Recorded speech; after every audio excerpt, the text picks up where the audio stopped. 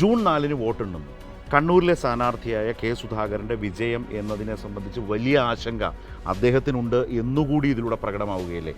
ഇനി തോറ്റുകഴിഞ്ഞാൽ ഈ പദവിയിലേക്ക് തിരിച്ചു വരാൻ നേരത്തെ നീലിമ പറഞ്ഞതുപോലെ ബുദ്ധിമുട്ടാകാം, മറ്റുള്ളവർ കുറെ കൂടി ശക്തമായി സംഘടിതമായി തനിക്കെതിരെ നീങ്ങാം എന്ന ഒരു ചിന്തയിൽ നിന്നാണോ മനുവിൻ്റെ കണക്കൂട്ടൽ? തീർച്ചയായും അങ്ങനെ തന്നെയാണ്. കാരണം നീലിമ പറഞ്ഞതുപോലെ ദേവദാസ് മുൻഷിയുടെ കാര്യത്തിൽ സംസാരിച്ചിട്ടുണ്ടാകാം, അതിനപ്പുറത്തേക്ക് അപമാനിച്ച് ഇറക്കി വിടാനാണ് നീക്കം.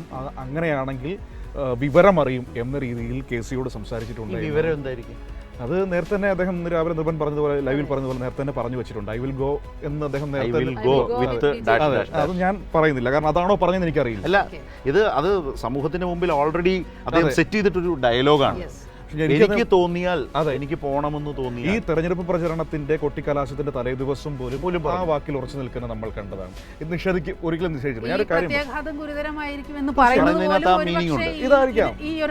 ഞാൻ നമ്മൾ അങ്ങനെ കരുതേണ്ടി വരും. ഞാനൊരു കാര്യം പറയാം. ഞാൻ ഇദ്ദേഹം KPCC പ്രസിഡന്റായിട്ട് ആദ്യം വരുന്ന സമയത്ത് ആ വാർത്ത വരുമ്പോൾ ഞാൻ കാസർഗോഡ് നിൽക്കുകയാണ്. അപ്പോൾ കാസർഗോഡ് നമ്മുടെ ചാനലിൽ ഞാൻ യൂട്യൂബിൽ ഇത് കാണുകയാണ്, അദ്ദേഹത്തെ KPCC പ്രസിഡന്റായിട്ട് തീരുമാനിക്കുന്നു, വരാൻ പോകുന്നു. എന്നിട്ട് അല്പസമയം കഴിഞ്ഞിട്ട് ഞാൻ തിരിച്ചിങ്ങോട്ട് വരുമ്പോൾ DCC ഓഫീസിൻ്റെ മുൻപിൽ പട നയിക്കാൻ KS എന്ന് പറഞ്ഞിട്ട് ഒരു തീയുടെ പശ്ചാത്തലത്തിൽ സിംഹത്തിൻ്റെയൊക്കെ ഒരു ബാക്ക്ഗ്രൗണ്ടിൽ ഇദ്ദേഹത്തിൻ്റെ ഫോട്ടോയൊക്കെ വെച്ചിട്ട് വലിയൊരു ഒരു ഫ്ലെക്സ് തയ്യാറാക്കുകയാണ്. വലിയ ആവേശമായിരുന്നു.